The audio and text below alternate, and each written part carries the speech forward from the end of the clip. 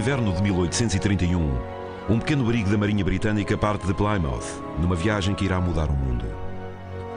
A sua principal missão é a agrimensura da costa sul-americana, mas o HMS Beagle irá depois circunnavegar o globo e a sua perigosa viagem irá levar quase 5 anos a concluir. A bordo encontra-se um naturalista amador. Ele tem sorte em estar aqui. O pai tinha-se recusado a deixá-lo vir, mas esta viagem irá colocar o seu nome na boca de toda a gente, como o homem que pôs em causa a revelação divina e pôs a natureza e não Deus no centro de toda a criação. Chama-se Charles Darwin e tem 22 anos.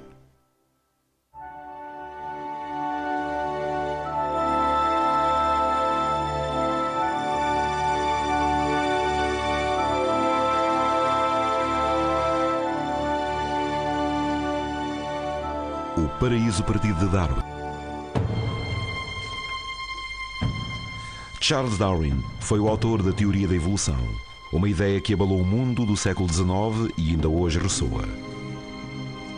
Na sua grande obra, A Origem das Espécies, ele propôs que todos descendemos de um antepassado comum. É essa a base da biologia moderna e do nosso entendimento da natureza. Os leitores admiram a sua genialidade científica e a audácia da sua análise crítica. Porém, a obra revela pouco sobre o autor ou sobre as dificuldades por que passou. Este prudente estudioso seria ridicularizado como o homem macaco e viria a isolar-se. Mas desde então, as suas ideias revolucionárias conquistaram uma aceitação avassaladora.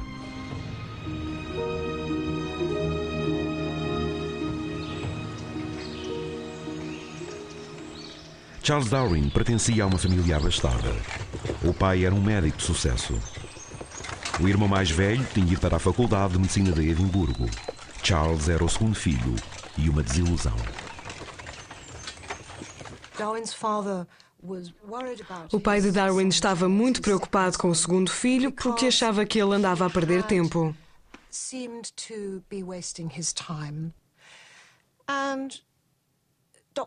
Como o rapaz não se estava a sair muito bem nos estudos, o Dr. Darwin retirou-o cedo da escola e enviou-o também para Edimburgo, a fim de ter algumas aulas de medicina antes de começar a tirar a licenciatura. Mas, na opinião do pai, Darwin também desperdiçou o seu tempo em Edimburgo. Ele achava a medicina demasiado brutal, demasiado crua. Exigia demais das suas emoções. Ele não conseguia dominar as suas emoções perante a morte, a doença, a cirurgia. Devo dizer que isto foi antes da invenção dos anestésicos. Por isso, Darwin deixou cedo a Faculdade de Medicina. E por volta dessa altura, não sabemos exatamente quando, o pai de Darwin disse-lhe que ele não prestava para nada e perguntou-lhe o que estava a pensar fazer da vida. Então Charles foi para Cambridge a fim de estudar teologia. Preparava-se para ser pároco rural para agradar ao pai. Mas o que mais entusiasmou Darwin foi um interesse completamente novo, o estudo da história natural. Isso tornou-se a sua paixão. Esta viagem era uma oportunidade para seguir essa paixão, mas ele precisava da bênção e do dinheiro do pai. Querido pai, receio ir deixá-lo pouco à vontade, mas julgo que me perdoará por manifestar a minha opinião sobre a viagem. Reproduzo aqui aquilo que acredito ser uma lista fiel e completa das suas objeções. Tornaria mais tarde o meu caráter duvidoso enquanto clérigo. Seria um plano de loucos. Eu nunca viria a ter uma vida estável. Levar-me a mudar mais uma vez de profissão.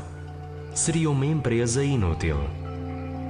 Mas o perigo não me parece grande e não vejo como poderia impedir-me de ter mais tarde uma vida estável.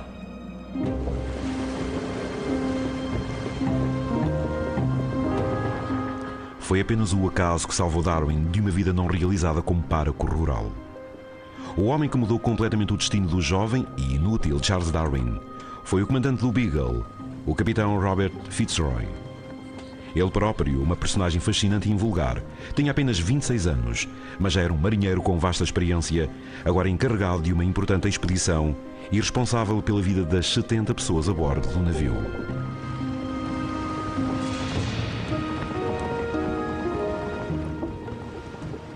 O capitão Fitzroy já tinha viajado no Beagle e essa viagem tinha sido interrompida. Enquanto mediam o emaranhado de enseadas e ilhas na extremidade meridional da América do Sul, o capitão de uma das embarcações que participavam nesse levantamento matou-se com um tiro. Nessa altura, Robert Fitzroy ainda não tinha sido capitão, mas já tinha passado por alguns dos rigores, dos perigos, da solidão e das dificuldades de uma viagem. Mas para evitar ter os mesmos problemas que o seu antecessor, que se tinha suicidado, ele precisava de uma companhia, de um cavalheiro de boa posição e com dinheiro suficiente para pagar a sua própria viagem de volta ao mundo. Fitzroy achou que seria bom ter um companheiro que não fizesse parte da hierarquia naval, mas teria sido demasiado embaraçoso dizer que precisava de um amigo, de alguém com quem conversar à mesa. Naturalmente, Fitzroy foi à Universidade de Cambridge procurar um cavalheiro assim. Seria agradável se se tratasse de um clérigo. E a mensagem começou a circular entre os antigos alunos de teologia. E houve um ou dois que mencionaram um jovem e promissor naturalista chamado Charles Darwin, que tinha acabado de concluir o curso e pretendia tornar-se sacerdote da Igreja Anglicana. Talvez ele pudesse tirar um ano para desenvolver as suas aptidões de naturalista. Na verdade, Darwin foi a terceira escolha. Outros tinham sido abordados, mas não estavam dispostos a arriscar a longa e perigosa viagem.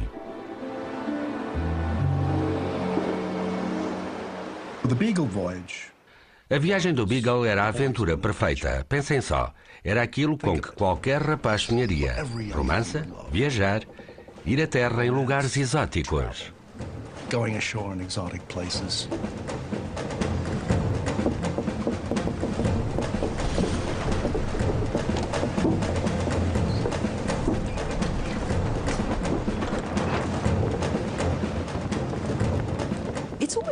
A sua pouca idade é surpreendente. Fitzroy tinha apenas 26 anos e era a segunda vez que comandava um navio.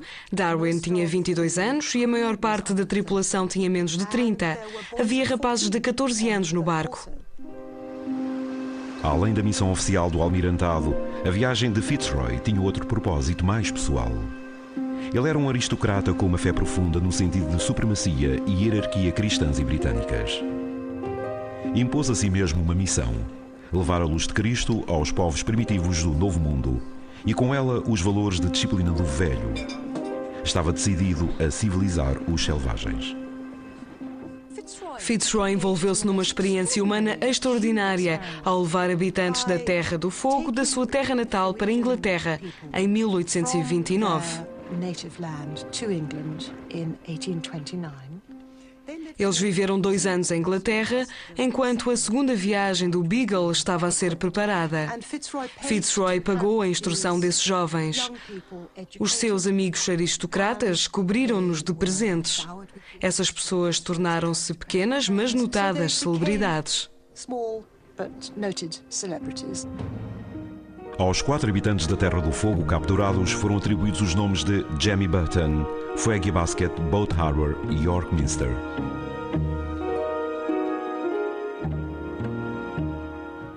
Era uma rapariga e 3 rapazes. Um dos homens morreu de varíola ainda antes de ser batizado. Deve ter ido para o inferno. Mas os outros pareciam estar a dar-se bem e estavam desejosos de voltar. Fitzroy ia levá-los de volta à Terra do Fogo com um missionário e montar lá uma missão. Darwin riu-se quando esses 3 índios da Terra do Fogo apareceram com toda a louça e utensílios que gente bem intencionada e frequentadora da igreja dos arredores de Londres achava que era necessário para montar uma missão com esses jovens. Por aí se percebe o caráter de Fitzroy. Ele acreditava realmente que podia criar um pequeno bastião do cristianismo. Podemos ver nisso o seu empenho moral. Podemos ver um pouco da sua força de caráter, pois isso era uma coisa espantosa e extremamente difícil de fazer. E também um pouco da sua cegueira. Como é que podia resultar? Mas ele achava que ia resultar. Mais tarde, Darwin escreveu sobre Fitzroy. Nunca antes tinha conhecido um homem que me fizesse lembrar um Napoleão ou um Nelson. O seu ascendente sobre toda a gente é bastante curioso. O seu maior defeito enquanto companheiro é o seu silêncio austero, gerado pelo pensamento excessivo. De um modo geral, é a personalidade mais forte com quem já convivi.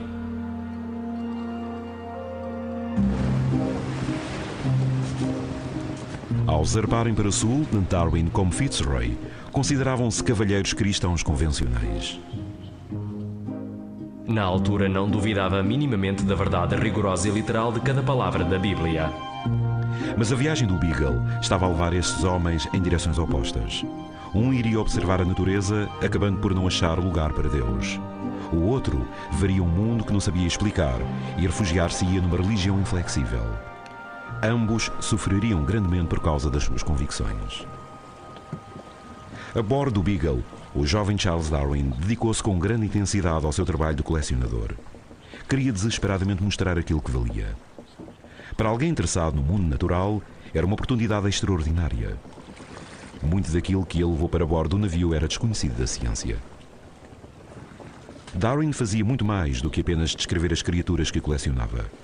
Quando suspeitava que tinha sido encontrada uma espécie nova e desconhecida, analisava-a, descrevendo minuciosamente o exemplar. Tentava classificá-la e, por fim, acondicionava o exemplar em álcool etílico.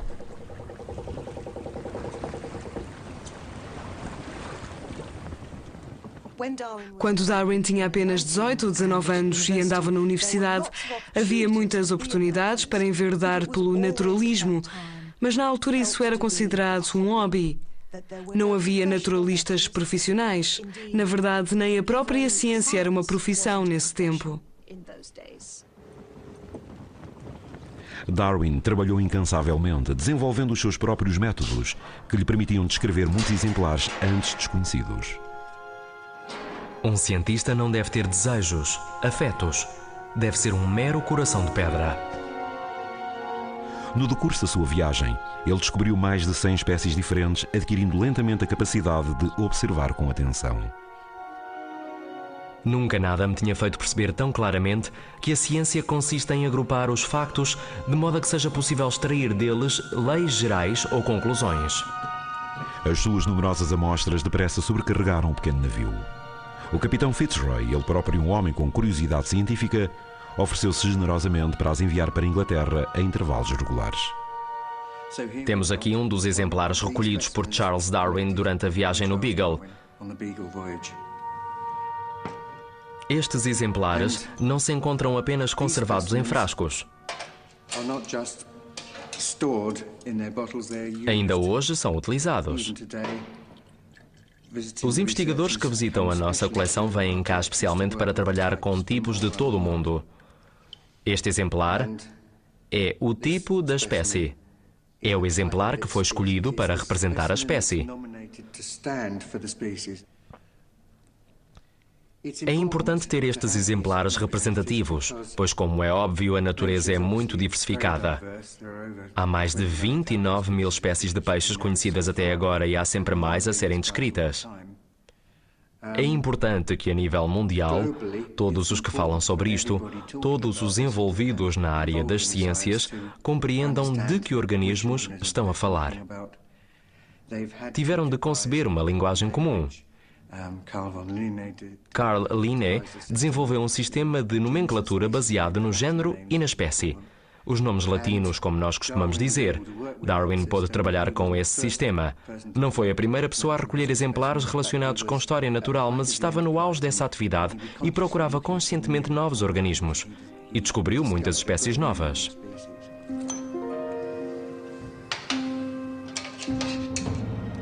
O camarote de Darwin era apertado, mas havia um espírito de trabalho e de comunidade a ligar os homens que iam a bordo. Ele partilhava uma mesa com o cartógrafo e também com o artista do navio, Augustus Earle. Darwin estava fascinado com a tremenda diversidade existente na natureza. Encheu centenas de páginas dos seus cadernos com as suas observações sobre geologia e zoologia. He was a self-starter. Ele era uma pessoa com iniciativa. Dispôs-se a fazer uma vasta recolha de exemplares marinhos, terrestres, aéreos. Amostras de rochas, de minerais. Amostras de tudo. Recolher coisas era importante. Era muito importante para que os naturalistas europeus pudessem reclamar o conhecimento sobre as partes do mundo ainda por explorar. A América do Sul estava a abrir-se ao campo da exploração. Havia lá alemães, franceses e ingleses em competição. Essas pessoas estavam no terreno quando Darwin lá esteve. Ele esperava chegar aos lugares antes de outros lá terem estado. Havia uma certa competição.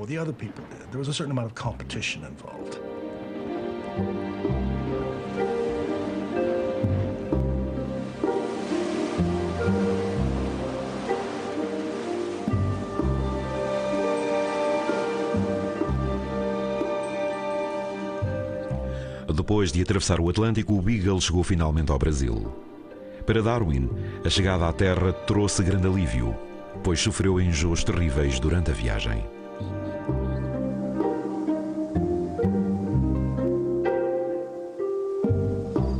Darwin sentiu-se satisfeito por ficar em terra enquanto o barco continuava a sua missão de agrimensura da linha de costa.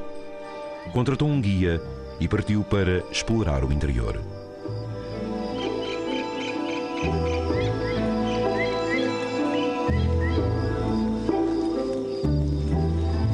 Darwin passou grande parte dessa expedição de 5 anos em terra, principalmente na América do Sul, a explorar e a aumentar as suas coleções.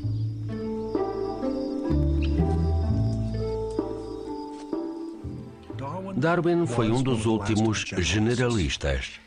Inicialmente especializou-se em geologia. Era uma área que o inspirava, mas ele nunca esqueceu a visão de Alexander von Humboldt, uma visão de uma história total, universal dos céus e da terra, e de como todas essas coisas estavam ligadas. Acho que é uma maneira de pensar muito germânica para uma pessoa do mundo anglófono. Ver o total, a totalidade, em vez de pequenas partes. Essa interligação entre as coisas foi uma visão que Darwin nunca perdeu, depois de ter lido Alexander von Humboldt. O explorador e botânico alemão Alexander von Humboldt tinha antecedido Darwin em cerca de 50 anos na exploração da América do Sul. Humboldt era um homem do século XVIII. A sua obra era abrangente e a sua influência tinha sido enorme. Ele tinha descrito um mundo ordenado em que cada elemento tinha o seu lugar. Darwin tinha uma visão diferente. Darwin foi fortemente influenciado por imagens que viu quando se preparava para viajar à floresta tropical. Ele viu gravuras de um artista alemão chamado Johann Moritz Rugendas. Esse artista visitou a floresta tropical antes de Darwin e trouxe imensas imagens. Darwin viu as gravuras. Se olharmos para essas gravuras, veremos que aquilo que elas destacam é o sistema caótico da floresta tropical. Eles tinham visões muito diferentes em relação à floresta tropical. Humboldt via-a como uma espécie de jardim do Éden, belo e luxuriante, ao passo que Darwin se concentrava nas coisas mortas. Havia troncos apodrecidos com bichos a rastejar e seres vivos a crescer em coisas mortas. E era nesse ciclo de decadência e vida que ele estava interessado.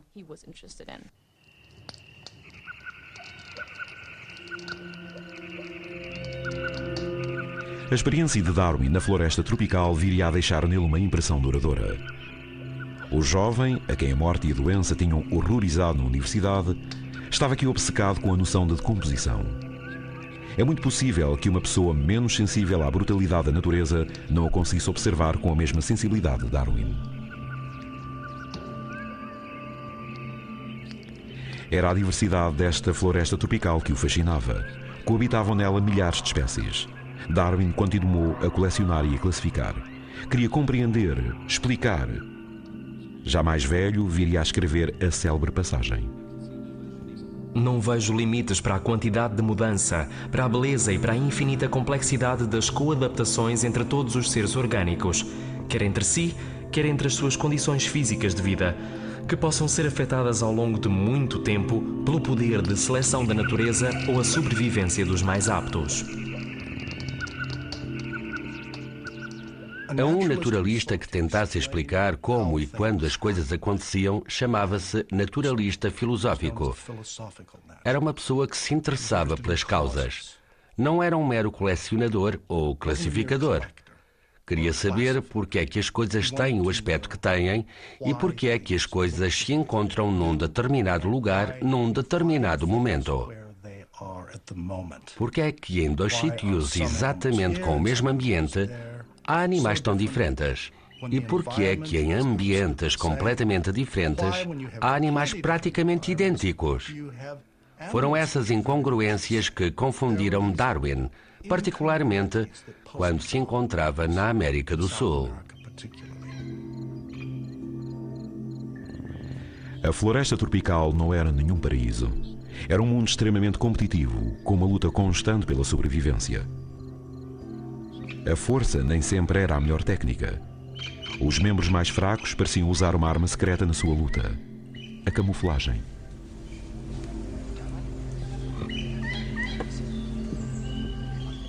Inspirado principalmente por essas semanas que passou na floresta tropical brasileira, Darwin viria mais tarde a experimentar uma crise de fé, descrevendo um mundo em que uma natureza em perpétua evolução, com o seu ciclo de morte, decomposição e renovação, suplantaria um Criador supostamente amorável.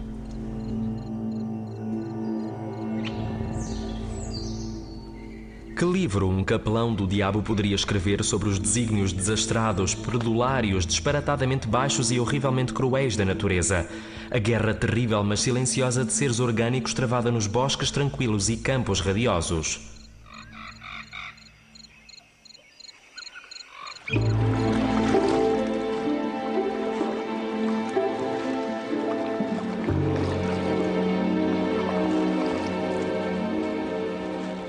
Quando Darwin regressou ao Beagle, passou dias atormentado por uma febre inexplicável. A doença viria a persegui-lo durante grande parte da sua vida de adulto.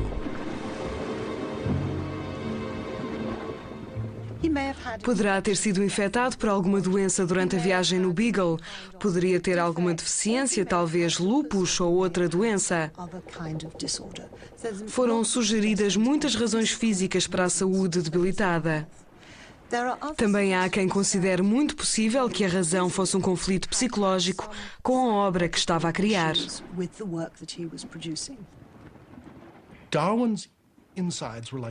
O corpo de Darwin era como um barómetro daquilo que se passava na sua mente. Ele não conseguia lidar com as pressões com que nós lidamos.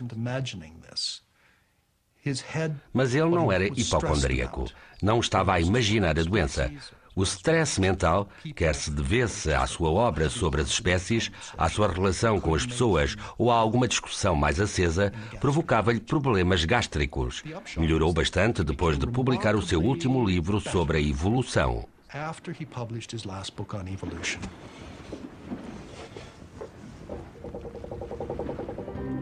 O capitão Fitzroy representava a Igreja e o Estado e encarava o seu papel com típica seriedade.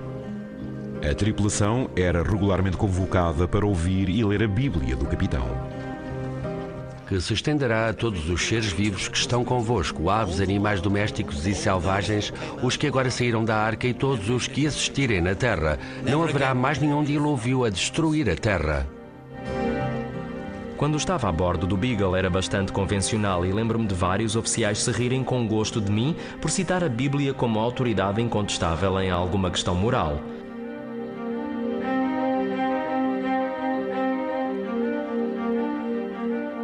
Gradualmente fui vendo que o Antigo Testamento, com a sua história manifestamente falsa do mundo, não merecia mais confiança do que os livros sagrados dos hindus ou as crenças de qualquer bárbaro. A doutrina cristã tradicional mantinha que tinha havido uma criação e um dilúvio, que o mundo tinha sido feito em 6 dias e que depois de criado era imutável. Propor o contrário era um escândalo. O poema épico Paraíso Perdido de Milton foi a leitura preferida de Darwin durante a viagem no Beagle. Nele, Milton evocava a luta entre o livre-arbítrio do homem e as leis imutáveis de Deus. Darwin e Fitzroy eram ambos espíritos abertos em relação ao mundo e ávidos de conhecimento. Embora as suas diferentes perspectivas acabassem por conduzir a um rompimento doloroso, por agora no espaço apertado que partilhavam permaneciam bons amigos, jovens com muito em comum. Ele e Darwin gostavam de discutir sobre muitas das coisas que este último estava a descobrir durante a viagem. Conversavam de forma animada, particularmente sobre geologia, pois Darwin tinha consigo um livro de autoria do grande geólogo britânico Charles Lyell. Era uma obra em 3 volumes e Fitzroy tinha-lhe oferecido o primeiro antes de embarcarem em Inglaterra. O livro de Lyell era bombástico. Ele insistia que a Terra era incomensuravelmente velha. Darwin ficou impressionado com isso, embora, na sua opinião, Lyell tivesse deixado escapar um ponto muito importante. Ele via um sistema geológico em que a crosta terrestre subia e descia, e oscilava, mas sem direção. Lyell preocupava-se bastante em demonstrar que não havia um fio condutor, uma direção na história da Terra, porque se houvesse uma espécie de fio condutor progressivo, nós poderíamos ter sido apanhados por ele e ser o resultado de alguma espécie de evolução. A estratégia de Lyell, na geologia, foi manter a história da Terra não direcional. Ele chamou a isso uniformitarismo. As mudanças não só eram lentas, como não tinham uma direção. Darwin nunca acreditou nisso. Darwin acreditava na visão da história da Terra em que as coisas mudavam lentamente, mas sempre acreditou que tinha havido um princípio e que iria haver um fim. E que entre esses 2 pontos haveria desenvolvimento ou progresso, e era nesse período que as espécies apareciam naturalmente na Terra. À medida que a viagem prosseguia, Fitzroy tornava-se mais taciturno. Ele era extremamente generoso comigo, mas era um homem com quem era muito difícil de viver nas condições de intimidade decorrentes do facto de comermos sozinhos na mesma cabina. Tivemos várias discussões, pois quando se irritava, não era nada razoável.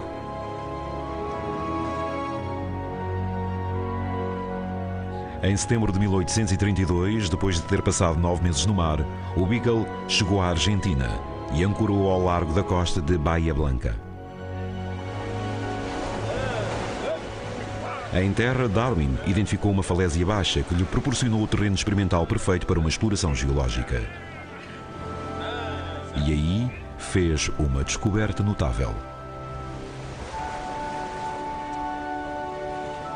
Uns dias mais tarde, na companhia do capitão Fitzroy e de vários tripulantes, Darwin voltou à costa e deu o passo seguinte nos territórios proibidos do conhecimento.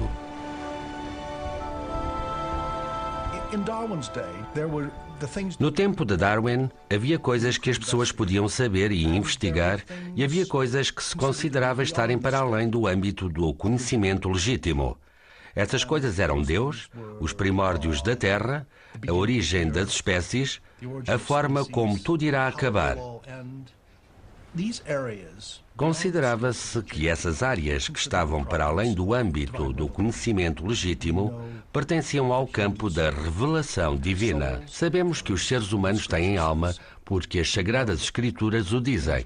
Sabemos que as coisas foram criadas porque no princípio Deus as criou. E sabemos que também no fim Deus prevalecerá. E toda a nossa vida e todo o nosso conhecimento existem entre esses extremos. Quando as pessoas entravam nesses extremos, em nome da ciência, criavam aquilo a que eu chamo conhecimento perigoso. Nas falésias baixas, Darwin encontrou esse tipo de conhecimento perigoso, ossos fossilizados de animais gigantes já extintos, entre eles um enorme crânio.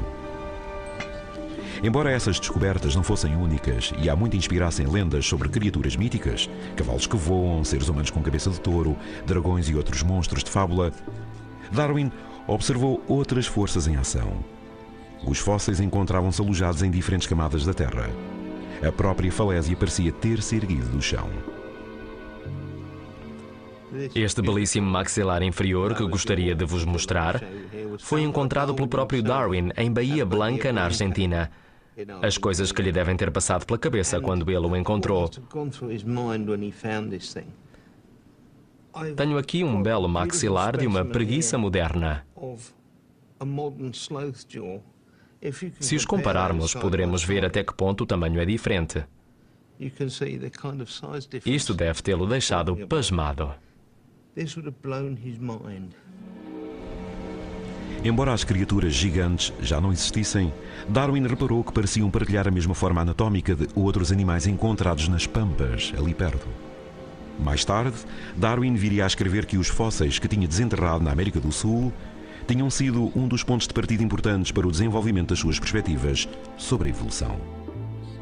Eles pareciam sugerir uma continuidade de tipos ao longo de grandes períodos de tempo. Começava a parecer a Darwin que talvez houvesse elos de parentesco entre diferentes espécies, separadas quer pelo tempo, quer pelo espaço geográfico. E começou a concentrar-se naquilo que essas ligações poderiam querer dizer. Temos aqui um fémur e uma tíbia de Macrauchenia. São obviamente animais mamíferos. No processo de evolução dos mamíferos surgiu a articulação do joelho. Pelo tamanho da articulação, podemos ver que o joelho deste animal tinha grande mobilidade. Os joelhos funcionam em animais que mantêm os membros direitos. É uma estrutura muito típica dos mamíferos e mostra imediatamente que este animal era um mamífero, ainda que invulgar. Embora Darwin tivesse apenas conhecimentos rudimentares de anatomia, reconheceu imediatamente a importância da sua descoberta. Embalou cuidadosamente os ossos num caixote especial e enviou-os a Richard Owen, em Londres. Era o lugar óbvio para onde enviar os ossos. Owen era o maior anatomista de então a viver na Grã-Bretanha. A escolha evidente para descrever aquele material. Aquilo era o tipo de coisa que tornava uma pessoa famosa. Não podia ser enviado para qualquer um. Tinha de ser enviado para os melhores profissionais. Eram materiais extremamente preciosos.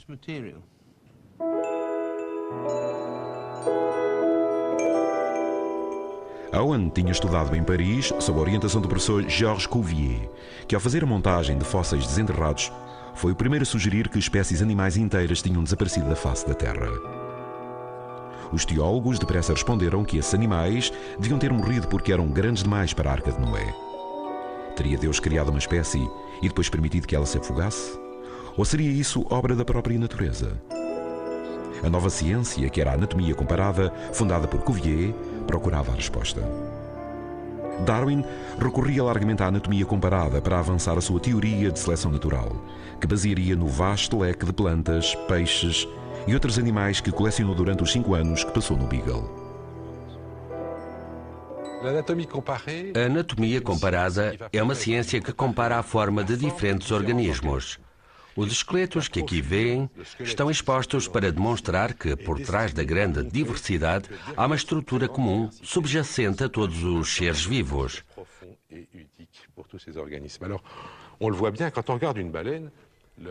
Se olharmos para uma baleia, podemos ver como as barbatanas peitorais são semelhantes a um braço humano. E quando olhamos para o esqueleto, podemos ver que por trás da omoplata encontramos os mesmos ossos nos mesmos sítios. O rádio, etc. Tal como em nós.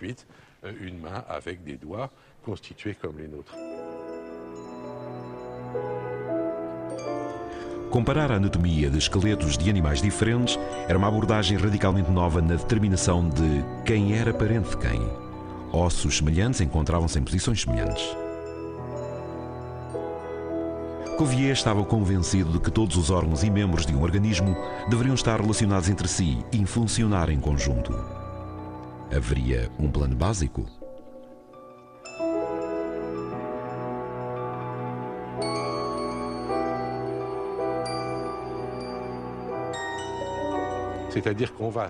Por trás da grande diversidade, há um plano organizativo único, que faz com que alguns animais sejam semelhantes.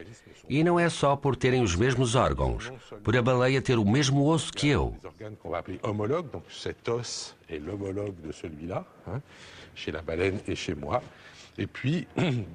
A própria classificação passa a basear-se na natureza. A ideia de classificação natural será fundamental também para Darwin. Cette idée de classification naturelle va être fondamentale aussi pour Darwin. Nesse plano organizativo comum, os cristãos viam a mão de Deus. Mas a Darwin, as semelhanças começaram a sugerir uma ascendência comum que se tinha alterado com o tempo. Essas adaptações intrigavam-no. De que forma tinham as diferentes criaturas mudado para melhor se adequarem ao seu meio? Que mecanismo poderia ter conduzido a tais adaptações? À medida que a viagem de Darwin progrediam também as suas coleções. Cada novo achado trazia consigo novas perguntas. Qual era o seu lugar? Seria uma espécie inteiramente nova? Como é que as espécies eram criadas? Enquanto Darwin se debatia com ideias para explicar a variedade do mundo natural, Fitzroy estava prestes a começar a sua experiência no campo da natureza humana.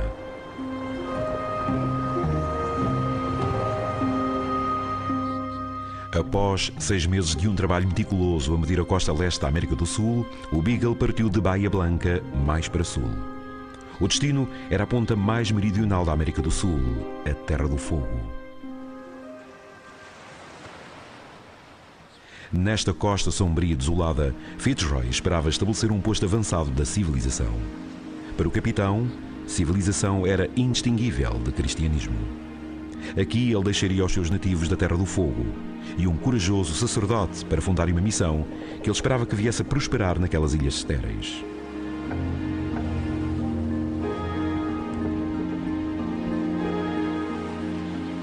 Há muito que Fitzroy se sentia incomodado por ter raptado os nativos da sua terra natal.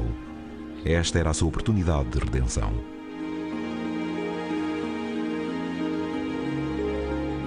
Como iriam comportar-se os nativos civilizados da Terra do Fogo?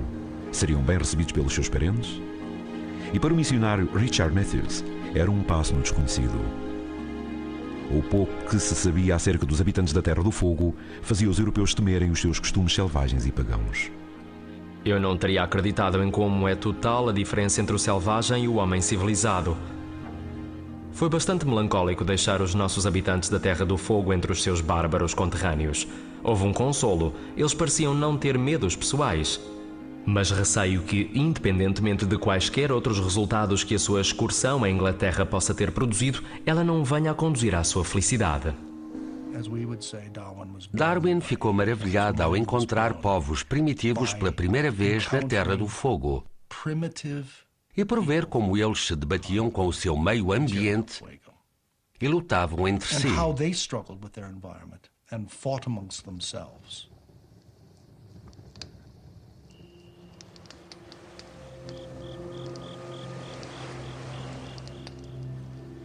Creio que neste extremo da América do Sul o homem existe num estado de menor aperfeiçoamento do que em qualquer outra parte do mundo. No seu ambiente natural, um nativo da Terra do Fogo é semelhante a um animal selvagem, ao que se deve temer. Embora a missão já tivesse sido fundada com cabanas, jardins, mobília e loiça, os receosos marinheiros, temendo um ataque, preferiam o seu próprio e bem guardado acampamento. Darwin juntou-se a eles.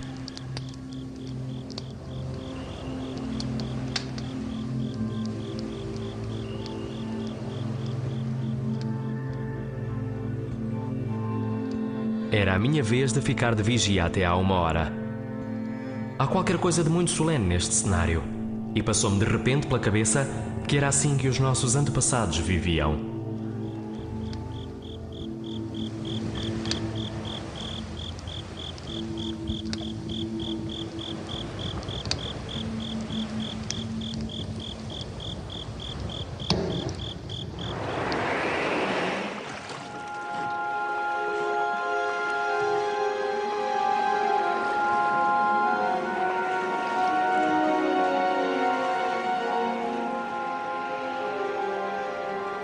Dez dias depois de deixar o missionário e os seus nativos recém-civilizados, Fitzroy voltou para observar o progresso da sua estranha experiência social.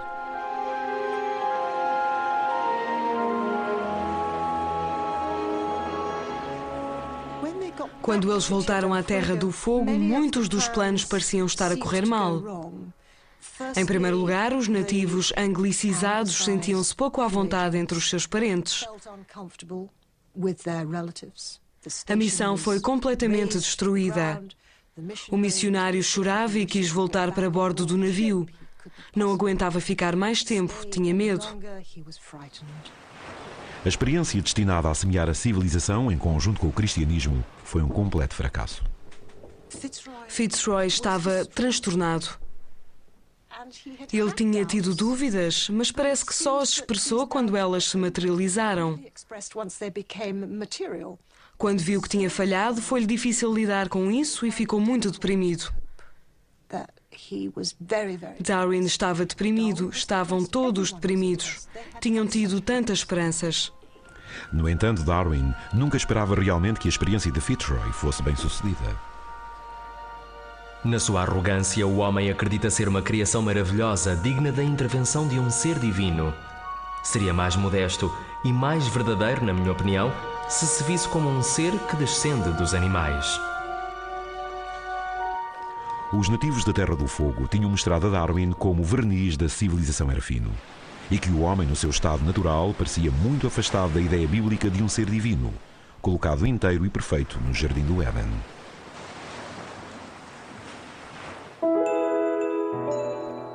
Isso permitiu a Darwin refletir sobre as nossas origens com base nas provas e não no dogma, e acabaria por conduzir à mais perigosa das suas ideias, que todos os seres vivos descendem de um antepassado comum.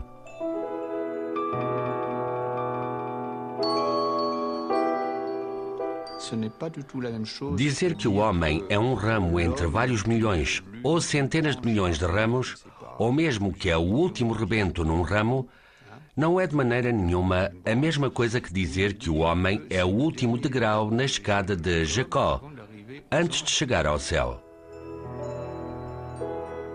Alguns contemporâneos de Darwin distorceram a sua visão, dizendo que ele afirmara que o homem tinha evoluído a partir dos macacos antropóides. Darwin nunca disse que o homem era descendente dos macacos, apenas disse que o homem era um primata entre outros primatas.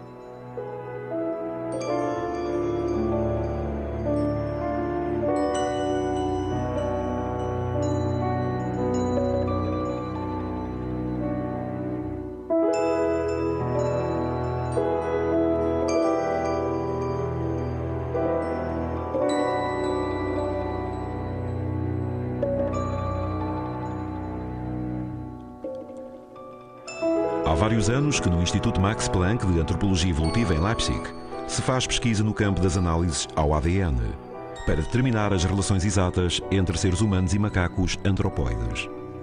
A visão de Darwin, tal como eu a entendo, é que houve um antepassado comum e que é possível estabelecer uma ligação entre todos os seres vivos de hoje e esse antepassado comum. O que os cientistas têm feito desde então é tentar preencher os pormenores. Que aspecto têm esses ramos e em que ramos se encaixam os seres humanos? E que percentagem de ramos se encontra atribuída às diferentes formas de vida do planeta? É uma ideia que está ela própria em evolução. Ainda estamos a aprender. Há uma grande diversidade sobre a qual nada sabemos. As análises ao ADN definiram claramente as relações existentes na nossa própria família de primatas. Os homens e os macacos antropóides são primos afastados. Um não deriva do outro, mas partilham um antepassado comum. Se recuássemos na árvore genealógica do homem, poderíamos identificar claramente o ponto em que, há cerca de 7 milhões de anos, os ramos se dividiram, tendo um conduzido aos macacos antropóides e o outro ao género Homo e, por fim, a nós, o homem moderno. Já não há um pináculo da criação, mas sim milhões de formas de vida diferentes que coabitam no mundo. A árvore da vida assemelha-se mais a um matagal com densas ramificações ou à estrutura de um coral. Na extremidade externa dos seus ramos encontram-se as espécies vivas que ainda hoje habitam a Terra.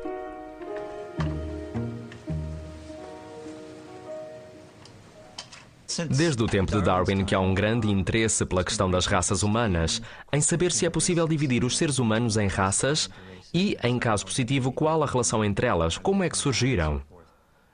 Sabemos agora que as provas genéticas corroboram pelo menos parte do pensamento de Darwin, pois demonstram que, embora haja variedades diferentes de seres humanos, ou aquilo que nos parecem ser variedades diferentes, por baixo da aparência física não há nada que torne realmente os seres humanos diferentes.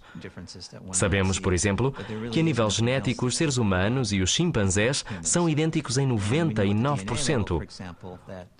O ADN de 2 seres humanos é idêntico em 99%. Portanto, a fração de ADN que é diferente entre diferentes indivíduos é muito pequena. A bordo do Beagle, na extremidade meridional da América do Sul, no ano de 1833, Darwin apenas começava a refletir sobre aquilo que a idade da Terra e a origem dos seus antepassados poderiam ter a ver com a criação de todos os seres vivos. Seria a sua voraz recolha de exemplares em todo o âmbito do mundo natural que mais tarde viria a permitir-lhe avançar a teoria de que a evolução era uma força constantemente em ação.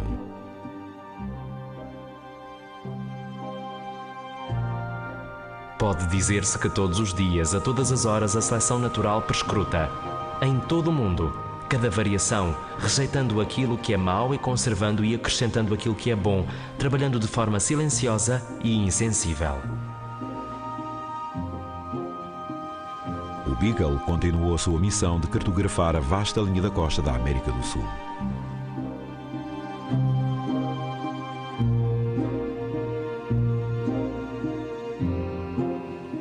Enquanto Darwin estava ocupado com outra expedição no interior, o Beagle estava em águas conturbadas. O capitão Fitzroy não era visto no convés há dias. O navio encontrava-se retido na região das acalmias equatoriais, zonas escaldantes e sem vento, onde os navios podiam passar semanas imobilizados. Tinha sido aqui que o seu antecessor, como capitão do Beagle, se suicidara. Fitzroy tinha-se colocado a si próprio sob grande tensão para garantir que a expedição seria um sucesso. Mas após a experiência falhada com os nativos da Terra do Fogo e sem a companhia do seu amigo Darwin, as pressões começavam a esmagá-lo. Quando chegaram más notícias de Londres, ele ficou reduzido ao desespero.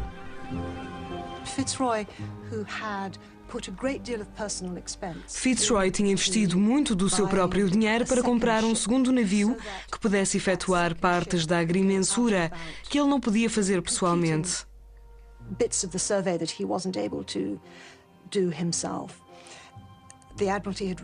O almirantado tinha-se recusado a pagar esse navio, por isso ele comprou com o seu próprio dinheiro.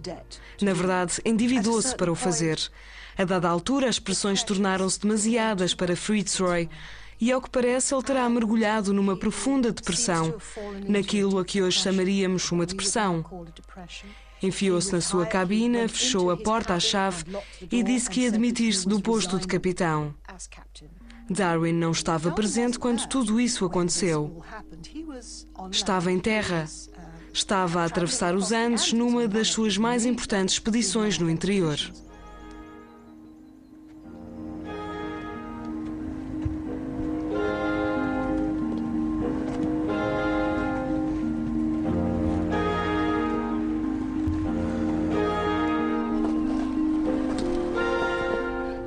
No alto dos Andes, Darwin deparou-se com conchas fossilizadas. Como teriam conchas como aquelas e de parar a uma altitude tão elevada, era um grande mistério. Darwin recusava-se a acreditar que tinha sido Deus a pô-las lá para confundir os cientistas. Ele via as Andes como um sinal inconfundível de que há muitos anos as montanhas teriam estado abaixo do nível do mar. E que tinham depois sido empurradas ou impelidas para cima. Parecia-lhe que a Terra estava em constante movimento, sendo algumas partes empurradas para cima enquanto outras abatiam.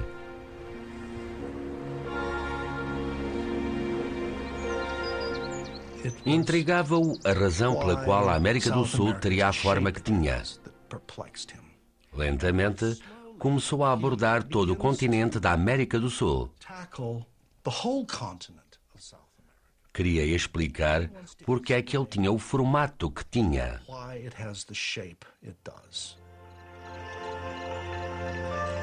Os teólogos tinham calculado que a Terra fora criada em 4004 a.C., o que daria uma idade aproximada de 6.000 anos. Darwin tinha a certeza de que, para acomodar formas de vida tão variadas, a Terra teria de ser muito mais antiga.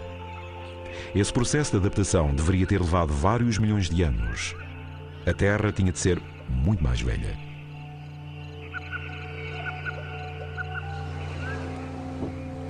Quando Darwin voltou ao Beagle, o capitão Fitzroy ainda não tinha sido visto no convés. Toda a viagem estava em jogo. Enquanto se encontrava em terra, Darwin tinha lido os jornais britânicos que traziam a notícia de que Fitzroy tinha sido promovido pelo almirantado. Quando Darwin voltou ao barco e soube que Fitzroy estava deprimido, que se tinha trancado na cabine e queria retirar-se da viagem, pôde dizer-lhe que tinha sido promovido. E ficou muito satisfeito por poder ser ele a dar-lhe essa notícia.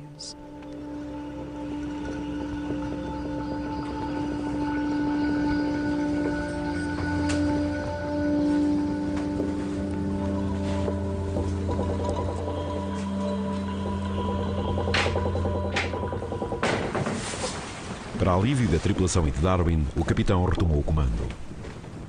O imediato, que tinha conservado bem guardada a carta que Fitzroy escrevera ao almirantado a pedir a sua demissão, devolveu-a ao capitão. O Beagle tinha contornado o Cabo Horn, feito à agrimensura da costa sul-americana, vencido tempestades e doenças. O capitão Fitzroy quase se tinha demitido, mas a viagem iria continuar. Esperavam-nos o Pacífico, as famosas Ilhas Galápagos, a Austrália, as Ilhas Cocos. Tempestades e bonança, descobertas e dificuldades. O Beagle iria viajar mais 2 anos antes de regressar à Inglaterra. E ao voltar, o jovem filósofo naturalista que ia a bordo seria um homem mudado, que por sua vez iria mudar o mundo.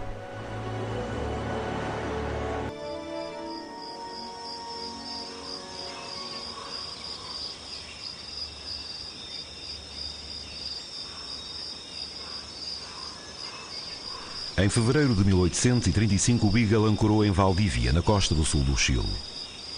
Charles Darwin, com alguns tripulantes e seu jovem assistente Sims Covington, montou um acampamento nas colinas costeiras. Passaram muito tempo a deambular pelos bosques e a colecionar exemplares. Colecionar era a paixão de Darwin, e com as suas capacidades de observação, ele iria ver o mundo como nunca ninguém tinha visto. Darwin colecionava tudo aquilo a que conseguia deitar a mão. Interessava-se principalmente por entomologia, borboletas, caravelhos, pequenos invertebrados. Mas conseguiu também uma coleção bastante extensa de mamíferos de grande porte e tentou colecionar o máximo de plantas possível. Trouxe também um grande número de exemplares geológicos, pedras, minerais, para fundamentar as teorias geológicas que estava a desenvolver. Era, portanto, uma bela e extensa coleção.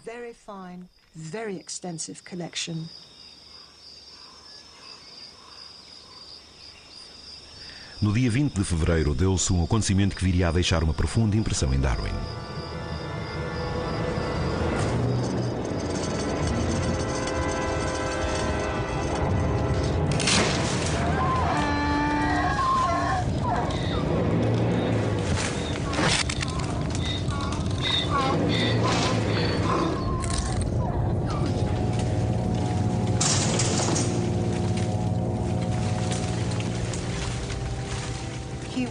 Ele ficou extremamente impressionado por aquelas coisas em que nós, seres humanos, costumamos pensar como coisas estáveis.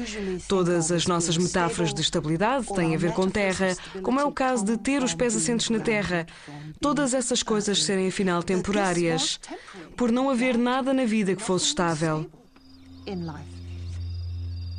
Um terremoto assim destrói imediatamente as associações mais antigas. O mundo, o próprio símbolo de tudo o que é sólido, move-se sob os nossos pés como uma crosta sob um líquido. Um segundo basta para transmitir à mente uma estranha sensação de insegurança que horas de reflexão jamais criariam.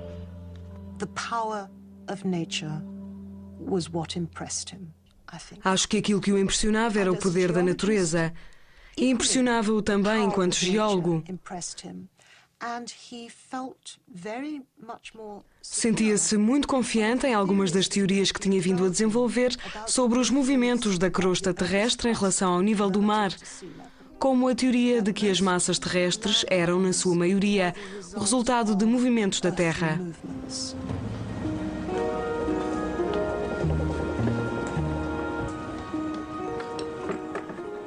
O sismo, que também destruiu todas as habitações mais acima na costa de Concepción, foi sentido a bordo do Beagle, e o capitão Fitzroy ficou muito aliviado por ver Darwin regressar são e salvo ao navio.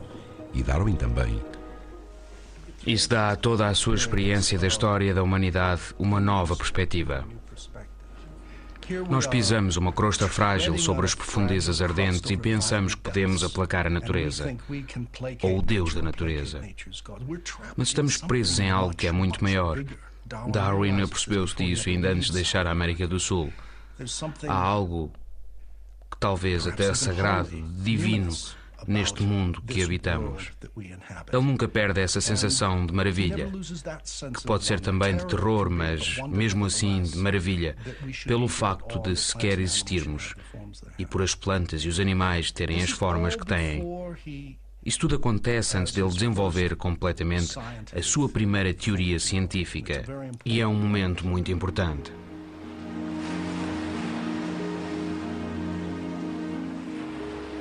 O diário de Darwin estava cheio de referências ao sismo e ao caos que este tinha provocado. Foi o início da sua obsessão pela noção de estabilidade do mundo natural. Na sua mente, a mudança constante estava a tornar-se a base do mundo observável. Depois da América do Sul, o Beagle rumou às Galápagos, um arquipélago exótico de ilhas vulcânicas estéreis, célebres pela sua aparência estranha. O comandante do Beagle, o capitão Fitzroy, amigo de Darwin, olhou para as Galápagos e descreveu-as como uma costa infernal. Porém, Darwin ficou fascinado. Havia aqui criaturas que não se encontravam em qualquer outro lugar. Isolado a quase 1000 quilómetros ao largo da costa sul-americana, o arquipélago das Galápagos albergava um vasto número de espécies exclusivas destas ilhas. Era um laboratório onde a natureza podia permanecer praticamente imperturbada.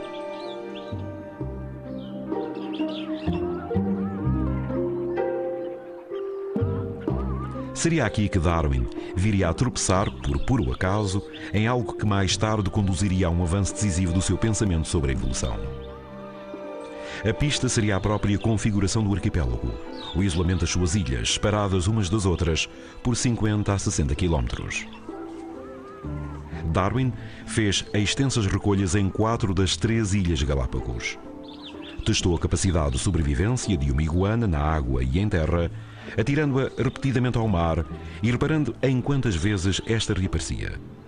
Mas seriam as aves, os pequenos e discretos tentilhões, que viriam a deixar a marca mais importante no pensamento de Darwin. Hoje são conhecidos como tentilhões de Darwin. Parecia que cada ilha produzia uma espécie diferente. O tamanho e a forma do bico pareciam variar consoante a ilha em que se encontravam. Binóculos, o equipamento mais importante. Os professores Peter e Rosemary Grant contaram, mediram e marcaram anualmente cada tentilhão da ilha Daphne, no arquipélago das Galápagos, durante os últimos 35 anos. Eles estão a documentar diariamente a evolução. Quando Darwin aqui esteve, ele, Fitzroy, o capitão do Beagle, e 2 assistentes recolheram um grande número de tentilhões. Na altura, Darwin descreve esses tentilhões sem ter uma ideia muito clara do número de espécies que havia. Sabemos agora, com base noutras coleções, que há pelo menos uma dúzia de espécies. Segundo algumas classificações, há 14. Segundo outras, há 13.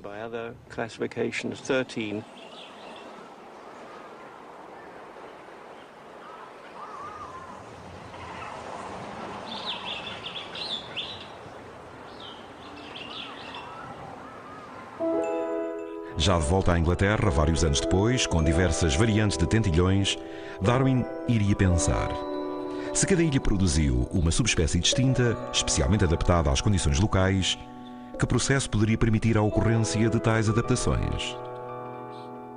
Ele acreditava que, se conseguisse responder a isso, talvez pudesse explicar o grande mistério das imensas variações encontradas no mundo natural. A seleção natural acontece quando o ambiente se altera. Num período de 35 anos ocorreram 2 ou 3 casos notáveis. O primeiro foi em 1977, quando houve uma grande seca. A população de tentilhões terrestres médios ficou reduzida a menos de 200 aves. E quando viemos fazer medições aos sobreviventes e comparamos as dimensões com as dos não sobreviventes, descobrimos uma grande diferença. Os sobreviventes tinham o bico muito grande. A razão era a fonte de alimento. Eles alimentavam-se de uma grande variedade de sementes. Os tentilhões comiam sementes pequenas, mas passados 6 meses, só restavam, em quantidades razoáveis, sementes grandes e duras. Só as aves de bico grande conseguiam abrir as sementes grandes e duras e chegar ao alimento no seu interior. As aves de bico pequeno não conseguiam abrir as sementes.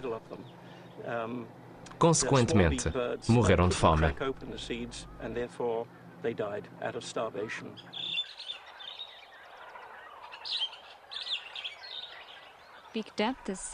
Profundidade do bico, 7,16.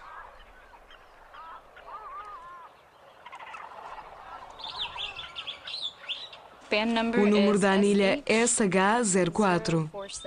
As medições regulares do bico dos tentilhões da ilha de Daphne demonstraram oscilações ocorridas ao longo de 33 anos. As aves têm agora bicos significativamente mais pequenos do que quando os grandes começaram em 1973. Os diferentes tamanhos de bico evoluíram como reação a um meio ambiente em mudança.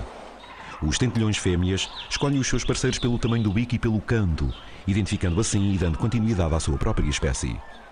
O cruzamento sexual produz variantes que ajudam as espécies a fazer a alteração das condições. Se o clima mudar, as espécies podem reagir com rapidez, gerando novas variações. As que não conseguem fazê-lo extinguem-se. Darwin acabaria por ver isso como o processo através do qual a seleção natural age. A seleção natural pode dar um novo rumo a uma população. Este processo que estamos a observar nos tentilhões de Darwin não é exclusivo destas aves. Também foi estudado em plantas. Vemos isso acontecer nas plantas nos primeiros estádios da especiação. Vemo-lo também nas bactérias.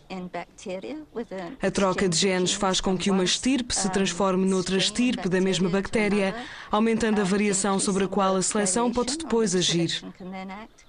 Vemo-lo em larga medida nos peixes e também há muitos exemplos entre os répteis e até entre os primatas. Mas qual foi a origem de todas as várias espécies? A Bíblia oferecia uma explicação, a de que Deus tinha criado todos os seres vivos. Porém, Darwin duvidava cada vez mais que isso pudesse explicar aquilo que ele observava. A grande questão que ele tentou abordar foi a origem das espécies. Por que é que o mundo contém tantas espécies diferentes? A sua resposta foi a evolução como um fenómeno geral, a seleção natural como um mecanismo que dividiam uma população em duas ou mais, dando origem a duas ou mais espécies. É da natureza do nosso mundo produzir a variabilidade. A seleção natural ocorre então como um mecanismo seletivo. Variabilidade e seleção natural são a base do processo evolutivo. Se isolarmos um território e lhe dermos tempo para que ocorram alterações ambientais, o resultado reflete-se na quantidade de variação entre as formas de vida vegetais e animais. A formação de Darwin encorajava-o a pensar de uma forma muito ampla. Ele era também muitíssimo cauteloso, muito autocrítico. Era capaz de pegar num conjunto de observações e esmiuçá-las. E por fim, era também extremamente entusiasta em relação ao tema que estava a abordar, pelo que dedicou a sua mente e a sua vida à questão do motivo para a existência de tantas espécies.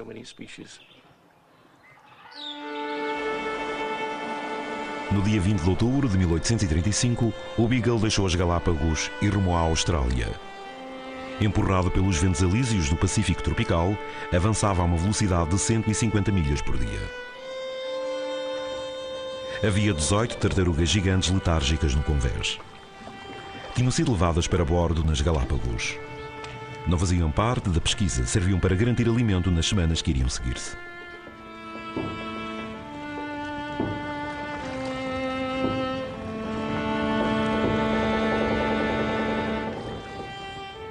Enquanto o Beagle continuava a sua viagem, Darwin passava muitas horas por dia a escrever o seu diário e a analisar os seus achados.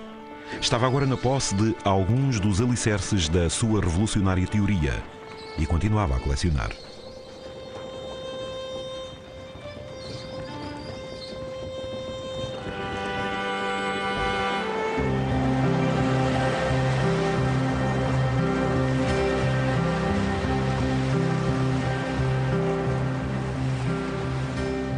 Era ainda o princípio do processo do trabalho de Darwin.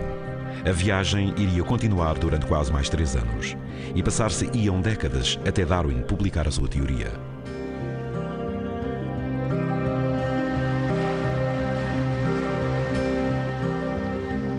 No dia 12 de janeiro de 1836, o Beagle ancorou em Sydney Cove.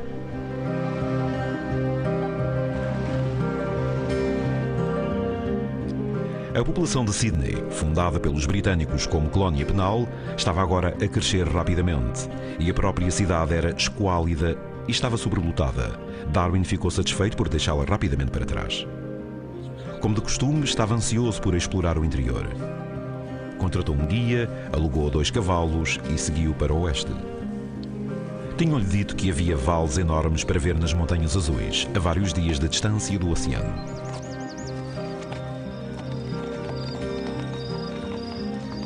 Aqui o terreno eleva-se 850 metros acima do nível do mar. Seguindo por um pequeno vale e o seu minúsculo regato, avista-se subitamente por entre as árvores que ladeiam o caminho um imenso golfo, talvez uns 460 metros mais abaixo.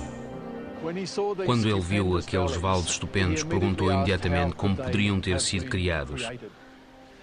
A sua impressão inicial foi que teria sido através da erosão, mas depois achou que não tinha havido tempo suficiente para que toda aquela matéria tivesse sido desgastada pela erosão. Ele diz mesmo no seu diário que, principalmente por causa da escala do tempo, essa ideia de erosão era absurda. Estava ciente que o arenito tinha estado debaixo do mar em algum momento e diz que talvez tenha sido a ação das ondas debaixo do mar que criou os vales, tendo a terra se erguido depois disso, mas ainda não tinha a certeza.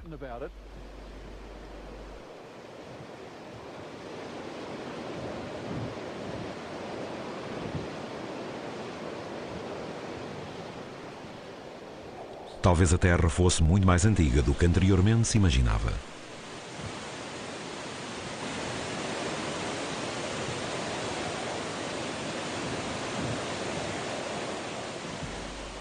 E Darwin voltou à ideia de que a maioria dos geólogos ainda hoje se agarra, a de que estes vales tinham efetivamente sido formados pela erosão ao longo de muito tempo. Tomar consciência da quantidade de tempo geológico foi muito importante para Darwin desenvolver a sua ideia sobre a evolução das espécies, pois essa evolução precisava de um período igualmente longo.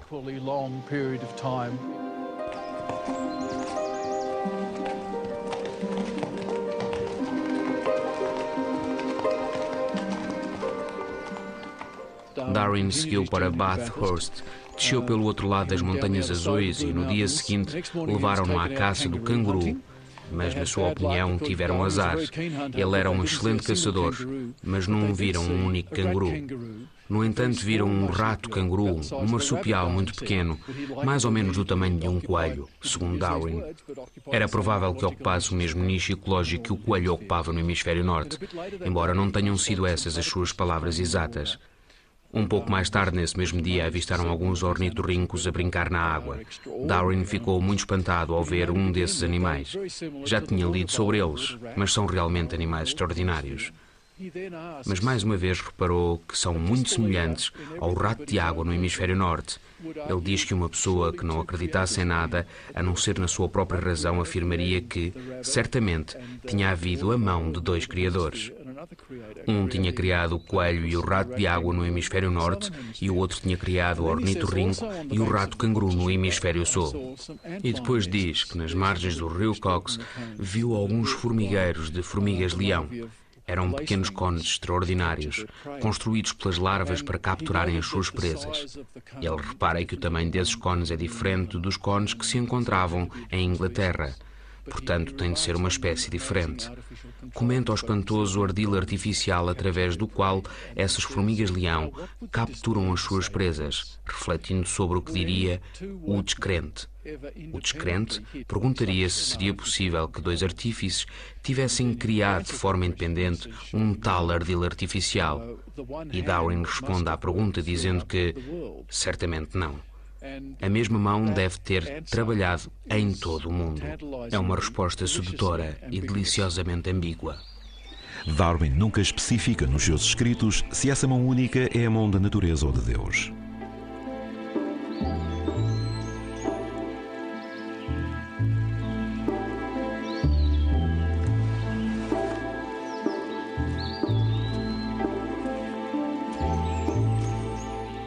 Nas margens do rio Cox, Darwin tinha apenas 24 anos quando escreveu no seu caderno: Será possível que dois artífices tenham criado um ardil tão belo, tão simples e, no entanto, tão artificial?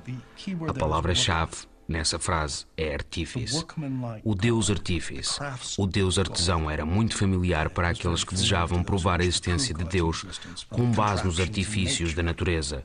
E Darwin diz que isso é demasiada coincidência.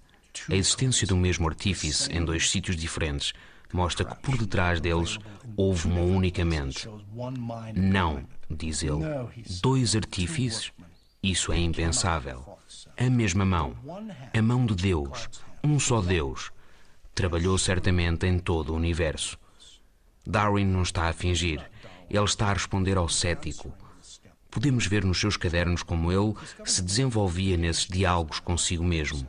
Ele levanta um ponto de vista. Homem, maravilhoso homem. E depois fecha a porta e diz: é um mamífero. Mas aqui a posição inverteu-se. Ele está a pôr-se no lugar do descrente, ou de alguém que poderia ser considerado um descrente.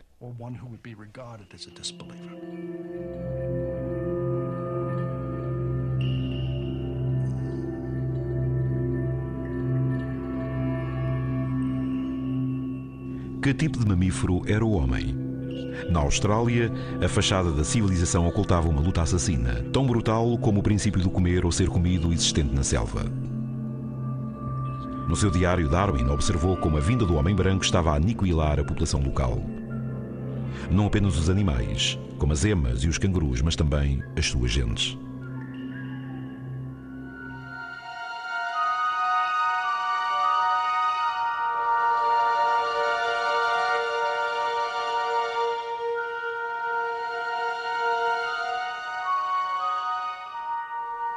Os aborígenes australianos parecem já não ter o direito de existir neste país. Ele escreveu nesta passagem do diário de pesquisas: as variedades de seres humanos parecem agir em relação umas às outras como as diferentes espécies animais. As mais fortes sempre a extirpar, a eliminar, a matar, a remover. As mais fracas. Darwin não está a comemorar, está apenas a dizer que é assim que a natureza funciona. Não me parece possível descrever ou pintar a diferença entre o selvagem e o homem civilizado. É a diferença entre um animal selvagem e um animal domesticado. Darwin tinha uma teoria muito original para o seu tempo relativamente à origem das raças humanas. Uma teoria que voltou recentemente a ser notícia e que era tão radical que creio que ele foi a única pessoa a defendê-la na sua versão mais extrema. Darwin estava profundamente convicto que só havia uma espécie humana, que todos os seres humanos tinham tido a mesma origem e que todos tinham as mesmas capacidades físicas e intelectuais.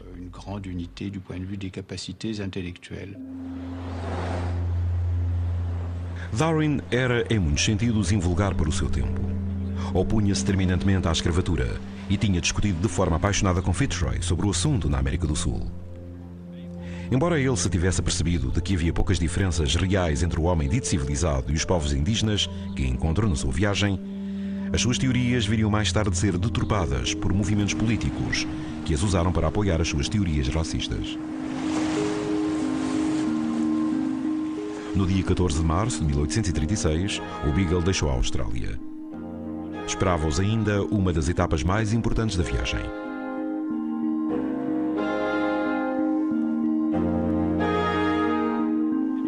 Em abril, o Beagle chegou às Ilhas Keeling, agora designadas por Ilhas Cocos, no Oceano Índico, a meio caminho entre a Austrália e o Sri Lanka.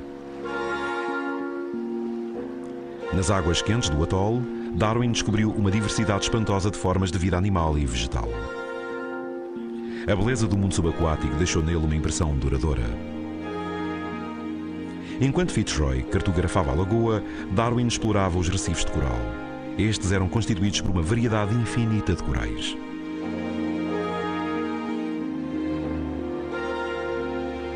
Hoje, Scott Smithers estuda estes atóis de coral. Ao crescerem, eles proporcionam registros importantes das alterações ambientais relativas ao nível do mar e à temperatura de superfície do oceano. O início do século XIX foi um período de exploração entusiástica que incluiu muitas áreas do mundo onde crescem recifes. E uma das questões em que muitos naturalistas da altura se concentraram foi o chamado problema dos recifes de coral. Os naturalistas sabiam que os corais crescem melhor perto da superfície, nos cerca de 50 metros mais acima, mas repararam também que esses recifes circulares formados por corais pareciam começar a uma grande profundidade. E para eles, isso era um problema. Como é que esses recifes se estendiam das profundezas do oceano até à superfície? Darwin estava convencido que as ilhas estavam a abater e que os corais estavam a crescer para cima para acompanharem o ritmo. Para provar a sua teoria, precisava de medir a profundidade do oceano. Fez-se ao mar num barco a remos com Fitzroy, que baixou o prumo várias vezes. As falésias de coral precipitavam-se no mar de forma incrivelmente íngreme.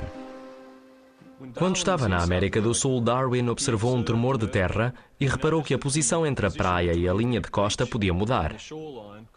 Na verdade, podia haver levantamento. Antes disso, ele tinha reparado também na presença de conchas de animais marinhos a grande altitude e pensou em como tais depósitos poderiam ter ido parar tão alto. Mais uma vez, o levantamento era a resposta provável. Ele começou depois a formar a ideia de que, se era possível haver levantamento, não havia razão para que não pudesse haver abatimento.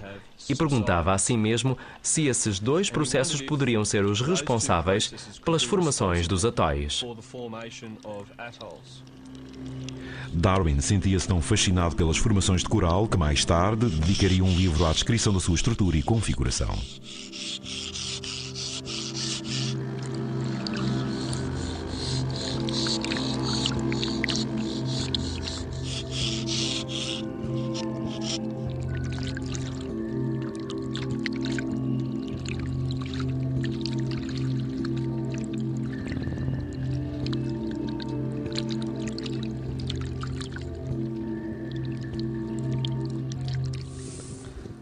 Se quisermos desenhar um modelo bastante simplista da teoria de Darwin, podemos imaginar que esta linha é o nível do mar e isto é o leito oceânico.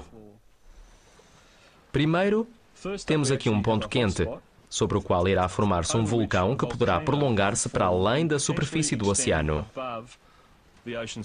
Em volta dessa base vulcânica poderá depois formar-se um recife pegado à parte do vulcão imediatamente abaixo da superfície, o sítio onde sabemos que os corais prosperam, e crescer o suficiente para que aí se possam desenvolver corais. À medida que a placa em que o vulcão se formou se afasta, por ação da tectónica das placas, vai arrefecendo e abatendo lentamente. O vulcão encontra-se agora mais abaixo. À medida que abate, o recife circundante irá crescer e formar uma barreira de coral, que será depois isolada por uma lagoa. Quando o vulcão se encontrar abaixo da superfície do oceano, restará apenas o recife. O vulcão abateu lentamente, enquanto o recife crescia para cima, também lentamente. E ficamos com um atol circular. O estudo dos recifes de coral confirma que as ilhas estão a abater lentamente.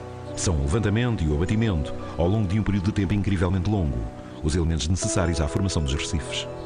A teoria do abatimento de Darwin, formulada por um homem jovem há cerca de 180 anos, é hoje abraçada pelos cientistas.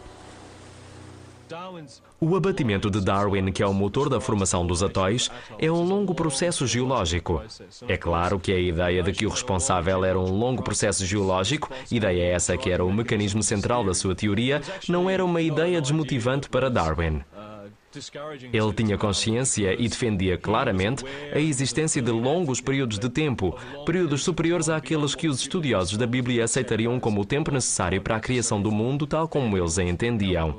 Esse abatimento longo e lento foi mais uma prova a apoiar a outra célebre teoria de Darwin, a teoria da evolução.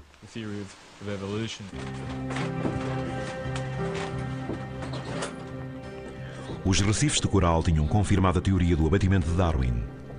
Mas havia outro coral que também o fascinava.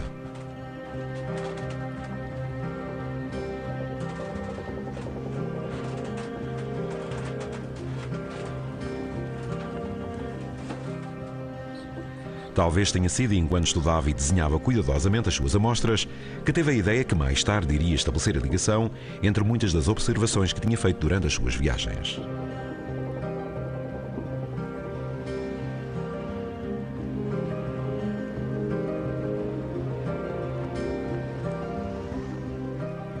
Talvez devêssemos chamar a árvore da vida o coral da vida. Os desenhos de Darwin refletem o lento amadurecer do seu pensamento. Cada desenho avançava mais um passo rumo à sua célebre teoria da evolução.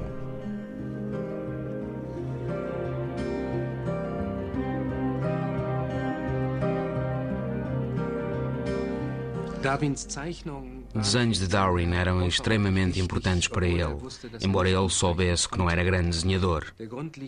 Isso acontece porque ele cedo percebeu que não era possível conceptualizar, ou pelo menos não era possível descrever, a natureza como um todo.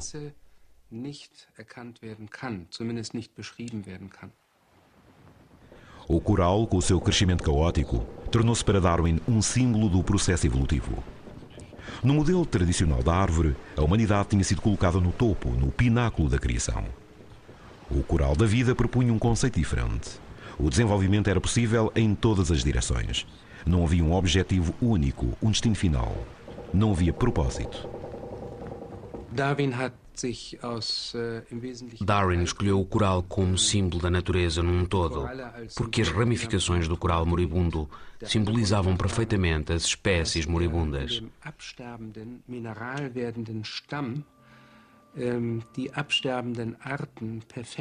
O segundo motivo para a sua escolha foi o facto de, na estrutura entretecida do coral, não haver uma direção. O coral cresce em todas as direções. Tem uma estrutura mais parecida com um arbusto do que a de uma árvore.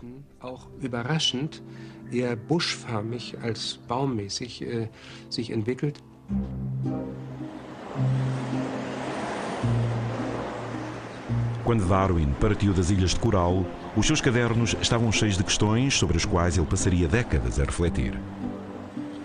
Era o mês de junho de 1836 e o Beagle rumou ao Cabo da Boa Esperança. Mas em vez de seguir para casa pelo caminho mais rápido, o capitão Fitzroy decidiu voltar a atravessar o Atlântico a fim de confirmar algumas medições na América do Sul. Por isso, passaram-se mais 4 meses até a tripulação saudosa da pátria se dirigir finalmente para a Inglaterra.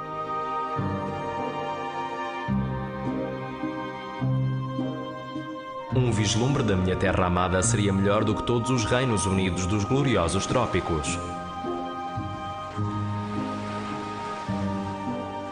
Darwin tinha prometido ao pai aceitar o cargo de pároco rural quando regressasse. A viagem no Beagle tinha-o feito perceber claramente que a verdadeira vocação da sua vida era o estudo das ciências naturais. Finalmente, após muitos meses no mar, o correio chegou de novo ao Beagle. A sua irmã tinha-lhe escrito: Devo dizer-te que a tua fama se espalhou. No dia de Natal, o pai recebeu uma carta do professor Winslow em que ele falava de ti com entusiasmo e expressava a sua satisfação por saber que em breve voltarias a casa para ocupares o teu lugar entre os primeiros cientistas da natureza do seu tempo. O pai não se mexeu até ler cada palavra. Darwin himself was ecstatic to hear this. O próprio Darwin ficou extasiado ao ouvir isso. Sentia que, acontecesse o que acontecesse, ia poder entrar para o mundo da história natural em Inglaterra, apoiado nos seus conhecimentos. Tinha gerado um grande acervo de conhecimento durante aquela viagem e esse conhecimento iria ser o seu passaporte para o novo mundo da história natural, para o qual queria entrar como perito.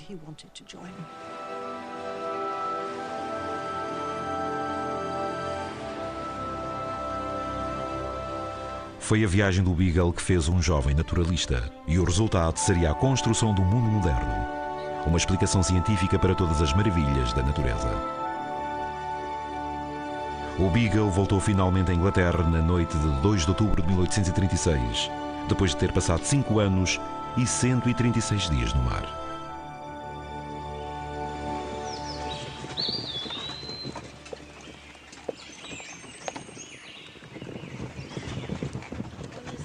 Darwin dedicou-se imediatamente ao trabalho, organizando a sua coleção, pedindo aos melhores cientistas de Londres para analisarem, juntando-se à Royal Geographical Society, travando conhecimento com pessoas como o geólogo Lyell, que viria a tornar-se um bom amigo. E em 1839, Darwin casou com Emma Wedgwood, sua prima em primeiro grau e profundamente religiosa. Depois instalaram-se na casa de Down, a algumas horas de Londres.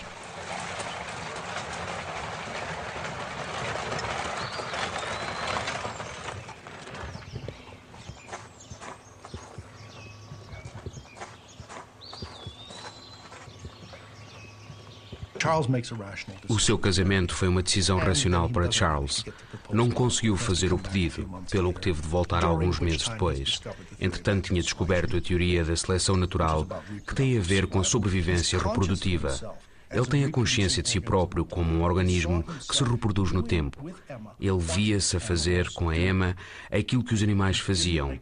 Para ele não havia distinção. Eles iam ter crias. Ele pensa em como elas irão herdar algumas coisas de Emma e algumas coisas de si mesmo. Durante o namoro, ele repara nas reações sexuais dela. Ela cora e ele pensa que é o equivalente a uma ereção. Ele repara nas suas próprias reações perante ela e estabelece analogias com as reações dos animais.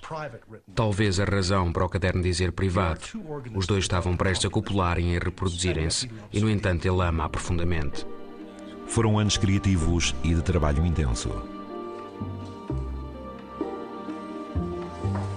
Ao regressar, Darwin tinha começado a escrever uma série de diários secretos para registar o seu processo de pensamento. Em relação à extinção, penso que podemos ver com facilidade que uma variedade de avestruz pode não estar bem adaptada e, consequentemente, extinguir-se. Por outro lado, se uma outra variedade estiver bem adaptada, pode produzir muitos exemplares. Ele chama isso a rebelião da mente. Trata-se de deixar a mente divagar. No tempo de Darwin, isso era muito pouco respeitável e inconvencional. Era adequado ser um naturalista filosófico, um naturalista que explicava como as coisas tinham surgido, em vez de apenas descrevê-las. Mas a pessoa tinha de ser experiente, tinha de ter conquistado o direito a especular. Aos olhos da época, Darwin especulou antes de ter o direito de se envolver nessa atividade extremamente perigosa. Algumas das coisas que ele escreveu nos seus cadernos nunca viram a luz do dia.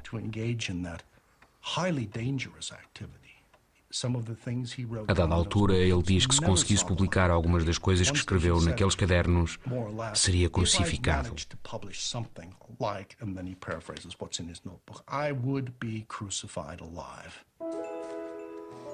Numa carta ao seu amigo Henslow, que fora o seu mentor nos primeiros tempos, em Cambridge, Darwin escreve: Ao contrário da opinião com que comecei, estou agora convencido de que as espécies não são imutáveis. Isto é como confessar um homicídio. Na altura em que começou a ter pensamentos traidores, desrespeitáveis e possivelmente ateus, começou a ficar cada vez mais doente. Quando se casou, estava terrivelmente doente, incapacitado. E nessa época isso só podia querer dizer que ia morrer. Ele casou-se sabendo que podia morrer a qualquer momento. E a gravidez era inevitável. Ela engravidou meses depois de se casarem. e era frequente as mulheres morrerem durante a gravidez. Portanto, esses dois organismos estavam a viver à beira da extinção pessoal, e ao mesmo tempo estavam a conceber outra geração. Isso era uma responsabilidade incrível. A doença de Darwin continuou, e ele acabou por concluir que se tratava de uma falha hereditária do seu próprio corpo.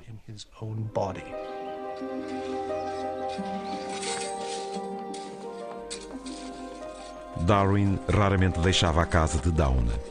Era em casa, a fazer as suas experiências, que se sentia mais feliz a trabalhar na sua estufa e no seu jardim, muitas vezes acompanhado pelos filhos.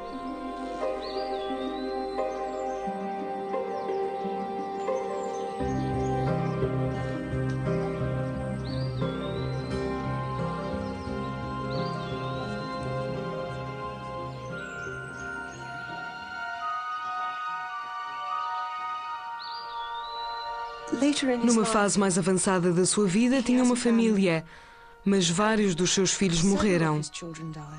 Ele sentiu profundamente cada morte. Houve uma em particular que o feriu tanto que penso que ele nunca reparou. Foi a morte da sua filha de 10 anos. Ela definhou durante 10 dias, vítima de uma doença terrível, e Darwin estava com ela. Estavam longe de casa e eram só Darwin e a filha. Annie foi o tema de uma pequena dissertação muito terna que ele escreveu depois da morte dela e em que parece perguntar como é que um Deus poderia ter criado uma criança tão maravilhosa, tão inocente, para depois lhe dar tanto sofrimento.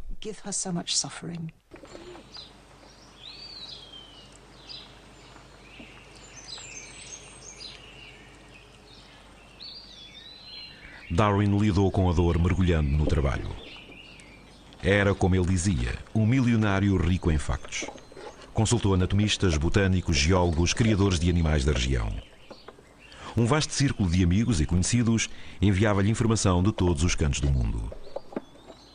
Ele estava a trabalhar no seu grande livro e a sua teoria abrangia um vasto território. Teria de ser substanciada por factos.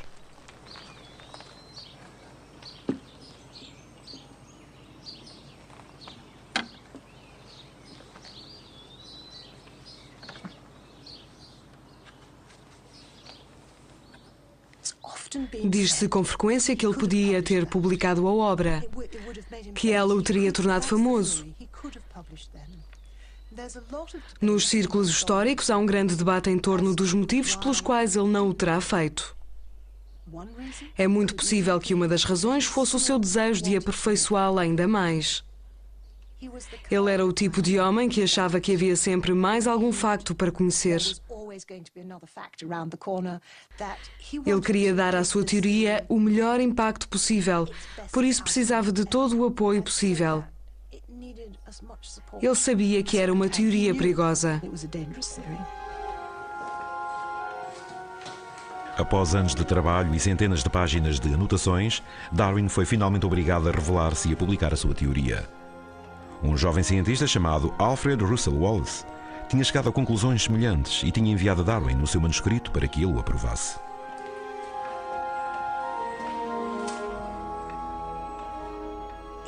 Ele ficou verdadeiramente chocado.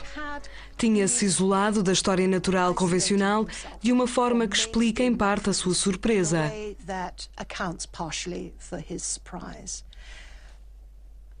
No entanto, o ensaio de Wallace reproduz quase exatamente aquilo que ele tinha vindo a descrever.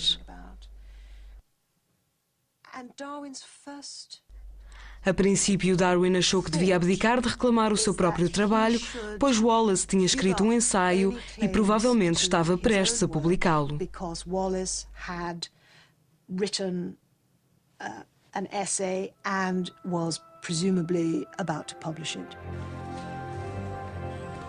Nessa altura, já Charles Lyell, o geólogo cujo livro bombástico Darwin tinha lido durante a viagem no Beagle, se tinha tornado um dos seus melhores amigos e não quis sequer ouvir falar da possibilidade de Darwin ceder o seu lugar a Wallace.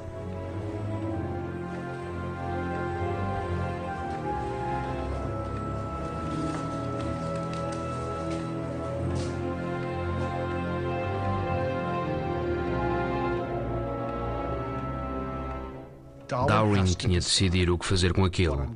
Pensa que Lyle tem razão e que está arruinado. E atira a questão para o colo de Lyle e do seu melhor amigo, o cientista Joseph Hooker. Eles fazem então um acordo que irá garantir a prioridade a Darwin, mas que dará visibilidade também a Wallace. As teorias de ambos são lidas em público em Londres perante uma sociedade científica. Primeiro a de Darwin, pois tinha sido ele o primeiro a formulá-la, e depois aquilo que Wallace lhe tinha enviado pelo correio. A obra Da Origem das Espécies por via da Seleção Natural foi publicada em junho de 1859. Foi largamente comentada pela crítica e discutida nos círculos científicos e privados.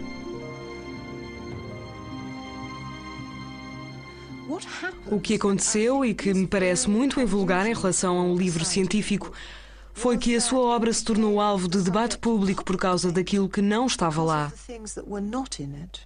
A origem de Darwin não fala de Deus, não fala sobre os seres humanos. Era sobre essas duas questões que toda a gente queria saber. Queriam saber o que estava ele a propor. Estaria realmente a propor uma teoria ateísta da natureza? Estaria realmente a propor que todos os seres humanos descendiam dos macacos antropóides? Darwin estava a propor um antepassado comum a todos os seres vivos. Até hoje, os críticos continuam a interpretar Darwin erradamente. Ele afirmou que havia um antepassado comum a todos os seres vivos e não apenas ao homem. Dizer que as plantas, os animais, os seres humanos e todas as coisas podiam ter surgido naturalmente em consequência do movimento da matéria ao longo do tempo era uma especulação injustificada e considerada perigosa, pois o pensamento perigoso e a política perigosa andavam de mãos dadas. A ciência era efetivamente política nesses campos. A transmutação, a ideia de que os animais e as plantas surgiam naturalmente uns dos outros ao longo do tempo, eram, com efeito, crimes políticos, pois negavam implicitamente Deus ou a revelação divina. E sem Deus e revelação divina, o que impediria a sociedade de se desmoronar? What sanction was there for society to hold together? A Origem das Espécies, com a sua teoria da evolução, sofreu fortes ataques por parte da Igreja. Um ano após a publicação, Samuel Wilberforce, bispo de Oxford, convidou Darwin a participar num debate anunciando que iria esmagar a sua teoria. Darwin adoeceu e não pôde comparecer, mas pediu ao seu amigo Thomas Henry Huxley para ir no seu lugar. Esses dois indivíduos representavam a Igreja e a ciência. Envolveram-se num combate simbólico em representação dessas duas fações. Foi um debate muito interessante. Não sabemos quem foi considerado o vencedor. Os cientistas defensores de Darwin acharam que tinham vencido, que Huxley tinha aniquilado verbalmente o bispo. Mas os documentos indicam que os apoiantes do bispo Wilberforce acharam que tinham sido ele a ganhar o debate. É um daqueles momentos da história da ciência, um daqueles momentos da história em que o simbolismo se impõe.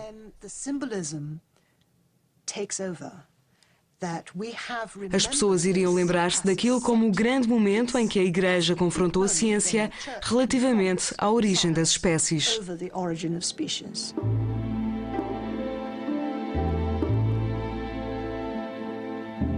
As teorias de Darwin suscitaram um enorme interesse do público e muitas representações errôneas.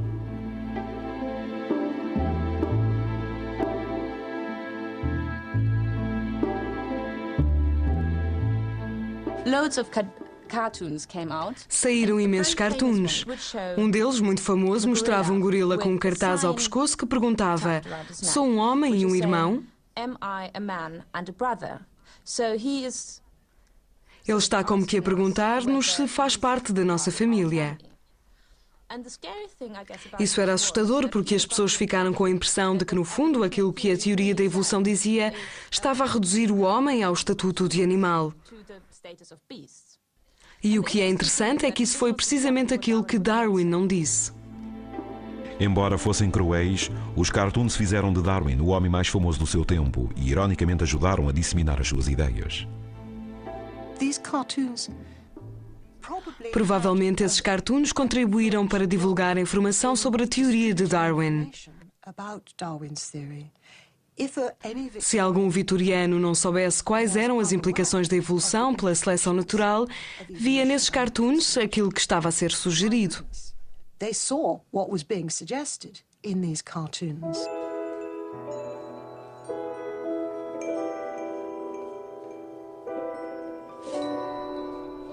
A passagem mais célebre do livro mais conhecido de Darwin é a última frase, algo antigramatical, que diz o seguinte: a grandiosidade nesta visão da vida. Que visão da vida?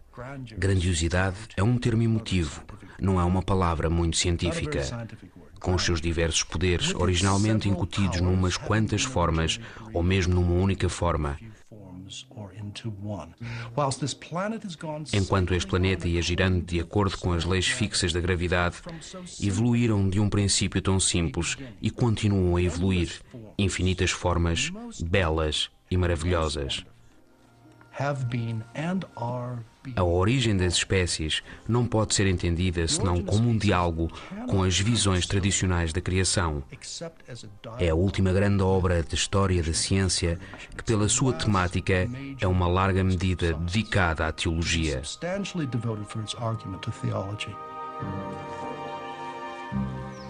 Darwin descreveria sempre a fértil viagem no Beagle como um dos momentos mais felizes da sua vida. Em relação ao jovem capitão, que tudo tornara possível, sentia alguns remorsos. Depois de voltar, apenas vi Fitzroy esporadicamente, pois tinha sempre receio de o ofender sem intenção. Ele ficou mais tarde muito indignado comigo por ter publicado uma obra tão pouco ortodoxa. O seu fim foi triste. O suicídio. Embora constantemente atormentado por uma saúde debilitada, Darwin era um autor produtivo e de sucesso. Raramente viajava, não gostava de eventos sociais. Manteve-se quase inteiramente afastado dos debates desencadeados pelas suas ideias. Nunca falou publicamente da sua fé ou da falta dela.